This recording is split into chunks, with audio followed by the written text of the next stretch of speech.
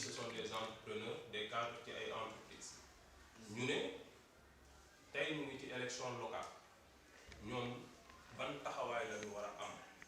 ci Parcelles Assainies ñu ne est-ce que duñu formé wu collectif étudier lépp li nga xamante ni mooy programme ak profilu candidat yi bu ko defee ñoom ñu wax seen xalaat ci kan la ñu jàpp ni moo war a mën a yor Parcelles Assainies donc loolu moo waraloon seen taxawaay ñu ñëw am témoignage boo xamante ni dañu la ko bëgg a defal yow mi monsieur le maire donc ma bàyyi leen kenn ku ci nekk wax turam ak li muy liggéey li muy représenté ba muy liggéey ngir rek wane ni li ngay wax dëgg la Parcelles regorge de compétences mais dañ leen joxul cadre bu ñu mënee liggéeyalee seen localité donc tey bokk na aussi ci li tax ñu ñëw donc allez-y. nañ xool ñëpp bu ñu ciblé kenn bu ñu xoolee waxtaan ñu jàpp ni que instant bii ki ëpp ki ñuy gis suñu bopp Go Faye la moo waral suñu teewaay tey pour lui apporter notre soutien pour waxtaan ak moom pour faire des suggestions li waral suñu taxawaay tey mooy li gën ci Parcelles. maa ngi leen di nuyu donc di la nuyu aussi Go Faye donc di ziar ñëpp donc man Assane Khadim Bey laa tudd ingénieur en génie civil donc responsable des travaux d'une société de construction de la place donc li sama xarit bi waxee njàppali laay continuer waat donc il faut que aujourd'hui ñun en tout cas peuple Sénégal bi xam liñ bëgg déjà c'est très important mooy nekk cadre ça ne veut pas dire que damay yem ci li may gagner ci li may dund déedéet suñu gox yi lañ war a suuxal liggéey ko ñun ñëpp amuñu lu dul suñu dëkk amuñu lu dul fi ñu jugee aujourd'hui Parcelles dafa am lu bari lu mu laaj te loolu képp kuy candidat commençant ci yow yaa ngi koy joytu yaa ngi koy wax jeunesse bi il faut que ñu jug pour mu jug il faut jeune jiite jeunesse bi dañoo war a jeunes yi laay waxal en général dafa am lu ñu war a bàyyi mooy yaakaar ne kat ñun bu ñu liggéeyee ba tedd wala bu ñu liggéeyee ba am dara fa lañ yem mag ñi ñoom dañ continuer di gérer localité yi du noonu ñun ñoo war a taxaw jël suñu rakk yi wan leen ne kat dëkk bi dañ ko war a defar fa la ñuy jaar ci éducation wu nit ñi tey defar loolu laay wax toujours bu ñu toog di waxtaan tabax yomb na andi ay jox nit ñi liggéey yomb na mais nit ñi seen i jëf nit ñi seen i bëgg-bëgg ñu dëggal ko benn tey ji bu ñu bëggee liggéey Parcelles dañoo war a jug dugg ci biir nit ñi ne leen kat ñun ñoo war a jug defar balaa ñuy woote kenn donc bëgg naa ñuy tàllal loxo nañ àndi mais ñun nañ ko commencé moo tax ma am lu ma bëgg toujours mooy nit ki bu ñuy tàmbali dara war ko def na ku nekk génne dara am joxe ko day tax nit ki xam ne kat man lii dama ci bokk dama bëgg ñu am benn état d'esprit moo tax li kii wax dama koy dëggalaat rek ay cadre lañu mais dañoo toog xam ne kat il faut ñu jug fas yéene liggéey comment ñu xool tey jii ban leader en tout cas mooy répondre tey jii ñun suñuy condition bi ñuy ànd ak moom te loolu bi ñu xoolee ba xool danga ñoo doy déjà jeune nga déjà da ngay liggéey c'est important parce que politique nekkul foo xam ne da nga fay toog pour jël di dugal sa poche da ngay génne d'ailleurs man ce qui m'étonne un politicien waru am xaalis déedéet warul am dafa war a ñaq di génne di joxe wala di dem liggéey ji am ñoo bokk ko moo tax j'aime bien su ma gisee kër ñëpp ñoo toog ci ça veut dire que kii dafay dimbali nit ñi dañuy ñoo toog si dañuy ñoo añ si loolu mooy leader mais leader ne veut pas dire toog fayeeku sama kër ay xaj laa fiy def kenn du dugg déedéet dañ koy tijjil ñëpp donc ñu ngi lay apporter en tout cas suñu soutien te grand il faut pas changer nag loolu j'insiste li nga dooree nekkat damaa ñëw fas yéenee liggéey bul ci teggi tànk gënal dëggu ci li nga nekk ñun jeune lañu da nga bëri ay morom en fait ñu yor sa yow même âge fas yéenee bëgg liggéey bëgg seen réew bañ càcc gi loolu sama baat ci kaw bañ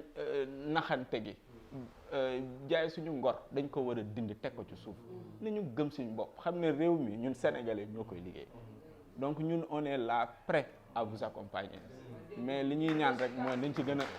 dolli quoi jërëjëf. Donc pour être parcellois man je pense je suis venu aux Parcelles en 1986 laa dëkk Parcelles ba léegi donc jàngee Madibso jardin d'arrêt ba terminal donc Madibso donc je suis un pur produit des Parcelles Assainies après bi ma paree jàng laa dem réewum tugal am fa une quinzaine d'années ñëwaat fii parcelle encore créer fi entreprise di liggéey ak ay parcellois donc loolu damaa gëm parcelle gëm sama réew looloo tax ma doxalee noonu. di ko sante rek te loolu li ko waral mooy gëm sa réew gëm sa gox effectivement donc yàgg nañu nag di toog di waxtaan nii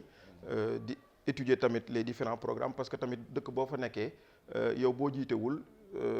baax na nga joxe sa kàddu wala sa carte ci ki nga xamante ni mu nga bëgg mu jiite la donc ki nga bëgg mu jiite la tamit baax na nga saytu kii ngay bëgg mu jiite la lan la programmer pour ci goxam.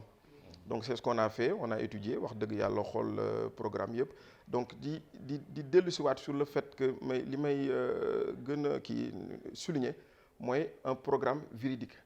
pas un programme fala dinaa leen defali dinaa defali te loolu ñuy wax noonu boo xoolee sax peut-être doole commune bi mënu ko attunu ko donc un vrai programme seen stade bi dinaa ko defal nii seen terrain bi dinaa ko réhabiliter dinaa def ay espace vert mais loolu lañ soxla cadre de vie mooy loolu lañ bëgg bu ñu bëggee leneen ay hôpitaux yu mag ak ay tali yu mag ak ay BRT ak yooyu loolu xam na ñi ni adressé wu donc voilà donc ku liggéey gox bi la ñu bëgg te loolu ñun gis nañ la ci ñu ngi lay encourager di la soutenir te yàlla na yàlla mottali lépp incha allah ba ku nekk ñi toog fii ñëpp mbébét bi ñu ci am mu sotti ci jàmm ak salaam. man maa ngi jàngee Madib Sow donc ça fait plus de 25 ans maa ngi Parcelles Assainies fii laa amee bac fii laa jàngee après nag soog a def ingénierie doon ingénieur génie civil donc à un certain moment comme sama xarit bi rek nekkuma dama doon bouger tam nekkuma woon Sénégal et par la suite laa ubbi sama yëfu bopp entrepreneur di yëngu ci sama domaine. donc fi may tàmbalee mooy Papa Kory danoo daje New York bi ñu fa dajee yàlla xam na ni boobu j'étais avec un ami daa am boutique bi ñu dugg di waxtaan mais l'américain bi ma fekk danoo discuter rek ñu bëgg ma téye foofu mais boobu maa ngi sama xel mi ngi fii maa ngi ni fii bu ma fi toogee du ma fi am li ma bëgg man li ma bëgg a def sama dëkk mënu ma ko def États-Unis ma ñibbisi bi ma ñibbisee nag maa ngi xool naka la ñuy def pour jàpp ci parcelle avancée on a étudié beaucoup de candidats ak coalition yëpp on a vu mais dañoo gis ñu coalition avec bi li mu proposé en termes de programme dafay répondre ñun suñu mbëbët donc bu ñu liiree programme yi xool yi fi nekk vraiment li coalition avec def ak notre leader Go Faye on a vu que ça nous rassure largement et que moo tax ñu ne ñun le collectif des cadres dañuy ñëw jàpp ci combat bi mais jàpp du ñëw rek waaw góor wala tàcc wala yëkkal mais dañuy apporter ñun suñu savoir-faire parce que ce qu'on peut dire mooy wax dëgg yàlla am na lu ñu jot a may ci loo xam ne buñ ci jàppee rek mu dem et bi ma ñëwee ci salle bi gis ni ñun ñëpp ay jeunes leen dafa dal xel mooy fi mu ne nii li ñuy wax monde bi mi ngi tourné wu mi ngi dem beneen page l'histoire mi ngi commencé di changer jeunes yi ñi ngi commencé di jël di am prise de conscience boobu donc Papa Kory na sa xel dal on est là fier d'être parcellois et on est prêt à vous accompagner Inch'Allah le 23 janvier ñu jël mairie bi. Actuellement la page des anciens est tournée yéen loolu ngeen sentir mais xale bi tamit di Pape Kory Faye bi mu ko gisee depuis 2012 la man il m'a fait comme ça pour me dire grand ñëwal may yoot di yoot ba 2014 jàll may yoot di yoot ba 2016 ma ni ay la yéwén xale bi puisque constance bi mu wane ak dynamisme bi mu bëgg a indi ak expertise bi mu bëgg a indil parcelle xëy na ne bu ko yëkkatee ñu mel ni yéen ak ñeneen ñi ñëwagul ñëpp dinañu xam ne kàddu bi benn la jot na pour xale yi jël seen destinée en main ñu mun a liggéey seen gox te bu ñu liggéeyee seen gox rek doyul soo liggéeyee sa gox ba sa waa gox gërëm la sant la kontaan dollil la waat mandat électif da ngay demaat ci wàllu national wàllu parlement bi nga xam ne ñooy waxu baatu réew mi ñooy waxal réew mi foofu tamit ñu am fa suñu baat noonu lay jógee waat ba dem nag ci fi nga xam ne moo fi gën a kawe moom mooy magistrature suprême ci wàllu état central loolu yëpp jombul yéen ñii ñëpp waaye Pape Kory ñun am nañu yàqiin ne xale la boo xam ne il marche lentement il parle doucement mais il a un vécu boo xam ne nii man intérieurement dafay wax man ma koy yëg sama xol te du ma wax ci sama teewaayu bakken waaye li ñu mën a wax rek ci moom mooy ni ngeen ñëwee nii tey daf ñuy gën a rassurer te nag liggéey bi moom bi ma ko yëkkatee waxul ne man dafa ne ñun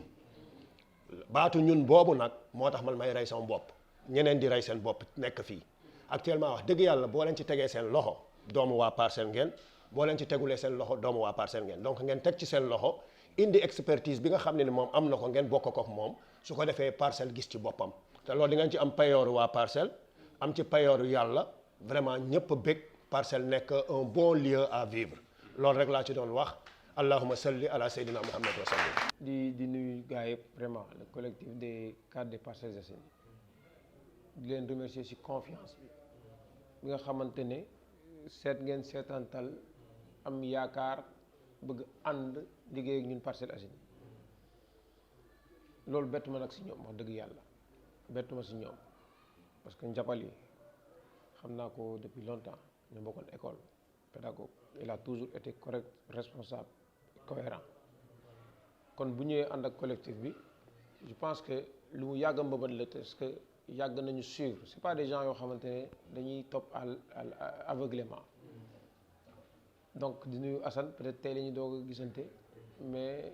boo dégloo ni kàddoom nga xamante ne c'est un homme responsable Omar aussi dégg naa turam xam naa si lu muy yëgee parce que boo demee si internet boo bindee Aliou PVC sa entreprise mooy njëkk a génn donc il est une référence nationale au niveau du Sénégal même bu fekkee xamante wuñu parce que ñun on fait de la recherche si compétence yi am Parcelles Assainies Omar moom moom laay woowee le grand ingénieur effectivement day nañ New York ñu bëgg ko fa retenir comme liggéey mais moom patriotisme may ko loolu il préfère ñëw fii traverser le désert bu metti ba tey yàlla may ko li mu ko may mooy bu taxawal entreprise am kon ñu mel nii c'est la ressource humaine de qualité bi Sénégal ak Parcelles Assainies soxla pour se développer beneen bi mooy c'est pas des politiciens mooy ki nga xamante ne ni ma koy waxee man dama ko jëlee ci sens péjoratif ki nga xamante ne day dugg ci politique pour am liggéey pour am xaalis pour naxaate yéen ku ci nekk ci yéen ki cadre de banque la ñi ay ingénieur lañ ku ci nekk ci yéen yaakaaroo ci politique pour tekki mais vous avez l'obligation morale et le devoir de mettre vos compétences au service de la communauté loolu ñun moom moo ñu yëkkati kon c'est-à-dire da ngeen gis seen bopp ci ñun li ñuy def pour la constance depuis 2012 ñu gëm ne ay doomu Parcelles Assainies lañ compétence bu ñu mënti am ba ñu ci fay ay salaire millions war nañ ko mën a mettre au service de notre commune gracieusement te loolu moo manqué ci conseil municipal di wax amin ci seen ñaan bi te am nañ yaakaar ne ni ngeen ko yëgee noonu la ko ndaw yëpp yëgee di am yaakaar ne le 23 juin incha allah on va créer la révolution nationale mu commencé Parcelles Assainies pour que nit ñi démystifier l'homme politique classique bi nga xamante ne il s'habille en costard yor oto bu mag te bopp bi ndeysaan c'est des tonneaux vides yéen la Sénégal soxla pour développer wu yéen la Parcelles Assainies soxla te jàpp naa ne si toutefois notre liste gagne et je suis élu maire dañ leen di associer si liggéey bi je veux être un maire boo nga xamante ne il va mener une politique inclusive moi je suis pas ingénieur peut-être maa ngi jàppale bi ñuy wax si waru banque dinañ comprendre mais quand il s'agit de faire des travaux quand il s'agit de faire des constructions mais bu ñu amee humilité nekk ay nit dañu war a déglu yéen seen xalaat ensemble on prend les meilleures décisions pour l'intérêt supérieur de la commune donc vous le collectif des cadres xam naa ne du yéen kese parce que am nañ yeneen ingénieurs yeneen ñoo xamante c'est des technocrates bëgg a dugal seen loxo ci gestion gox bi mais ki fi nekk may leen opportunité ñu exprimer wu ñun la preuve à toutefois ci coronavirus bi jéem nañ dugal suñu loxo contribuer au niveau local mais dañ ñu ko bañal mais néanmoins quand il s'est agi de contribuer dans le domaine de la santé dem nañ wuti une valeur de 20 millions jox ko c'est nos compétences qui nous ont permis de réaliser ça alors que ñoom ñoo yor le cachet municipal mais ils n'ont pas de compétences pour utiliser li nga xamante ne c'est les partenariats publics privés la coopération décentralisée pour en faire bénéficier la commune kon yàpp naa ne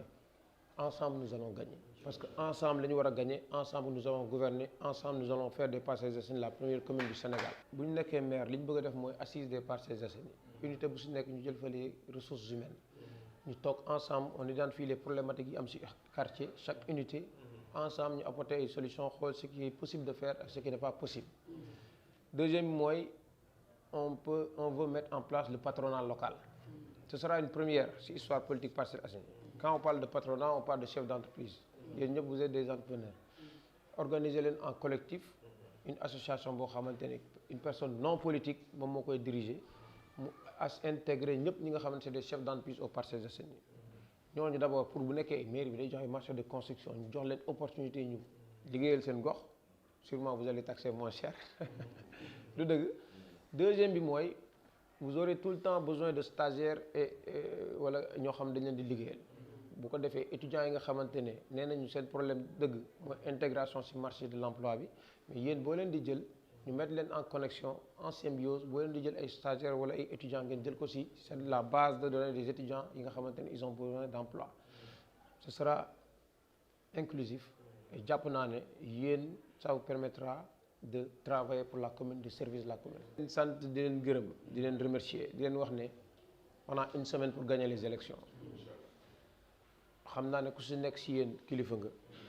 tu as de l'influence sur les personnes qui gravitent autour de toi ce qu'on attend de vous mooy aller porter le message parler au papa parler aux mamans parler aux sœurs et aux jeunes frères que ñoom ñu xam ne on a l'opportunité on n'a pas le droit de rater le coche de l'histoire ñu dem voter ji et faire voter je sais que Ndiapali peut faire voter 100 personnes Assane la même chose Omar la même chose Amar la même chose yéen cadre rek vous avez pesé 500 personnes ñi fi nekk ñëpp ku nekk 100 personnes ngay pesé parce que duñu ay cuune te ay kilifa lañ am moo tax ma am yaakaar na quelquefois les gens me disent foo ko teg man leen bëgguñu gagner élection yi ci barke kenn du ci barke président Macky Sall du ci barke Ousmane Sonko du ci barke Khalifa Sall parce que ñun ñoo dëkk Parcelles Assainies ci suñu barke ak seen barke yéen ak suñu barke papa yeeg suñu barke yaay suñu rakk yeeg suñu mag yi moom lañ bëgg a gagner la mairie nga xamante ne yéen rek la ñuy rendre compte et ce sera votre droit moom moo tax ñu préférer def une liste d'indépendants tudd alliance pour des valeurs éthiques et citoyennes avec mu nekk des gens de toutes les obédiences confondues am na ñu jóge APR gis ne lii élection locale la du question de kenn mooy toll fee joxoon na ñu nit ñu ñëw rallier am na ñu nekkoon ci Khalifa Sall ñëw rallier am na ñu nekk ci Ousmane Sonko ñëw rallier parce que cause bi c'est la cause des Parcelles Assainies et non la cause de qui que ce soit heureusement que la jeunesse est en train de comprendre et la mayonnaise est en train de prendre et dimanche inchallah on va finir en apothéose en emportant les élections ñu ngi leen sant di leen gërëm. waaw politiciens yi noonu lañu def koo fi àndalu du wax ak yow waaye yow ñëpp ngay wax loolu moo waral tey ñu la ko saa yi doon benn say bëgg laa jàppale gis nga ñu mel ni yéen dañoo bëri Parcelles Assainies ñu toog politiciens yi ñu ñuy naxee mbaay du ñu suuf loolu lañ fi bëgg a jëlee jël doomi Parcelles Assainies yi fan leen ngeen àndee ko yéen ñëpp liggéey parcelle màggandoo mën nga nekk seen ginnaaw bi leen ñaanal ndax bu ëllëgee suñu doom mën ci gis seen bopp suñu rakk yi mën ci gis seen bopp suñu cadre de vie ni mu meloon ak léegi ça fait deux ñun ñu fi dëkk 80 ans nos jours gisoon nañu parcelle bu njëkk ba ni mu meloon ak parcelle bu léegi ni mu meloon parcelle bu njëkk ba ñun dañ doon bu ñu demee Dakar dañ naan banlieue lañ dëkk mais léegi bu ñu demee Dakar dañ naan banlieue lañ dëkk ndax Parcelles Assainies ci boppam moo yàqu te dara yàqu ko nag sama baat ne ko toog fu ne laay waxee porteur de voix la politiciens yi ñoo ko yàq tuune bii ñu fan defu fi dara liggéeyuñu dara lu dul xuloo xeer ak bu tongoor yow nga am domaine sax boo indi mu nekk ko nga indi sa projet mu denc ko bu ëllëgee au lieu que mu ko exploiter def ko sax du ko mën a def ndax xamuñu ko tëggee loolu lañu bëgg mu jeex Parcelles jeune cadre yi ñu leen di féliciter di leen encourager chaque jour nga xëyee dem leen jàng dañu ma jàngal ma bañ bag lañ ma laaj pour ma liggéey ñu ma kon daw leen jàng te bu ngeen jàngee ne waroon toog bitim réew di fa def leneen ngeen ni suma réew laa koy def ngeen koy def muy réussir ku leen jox parcelle dox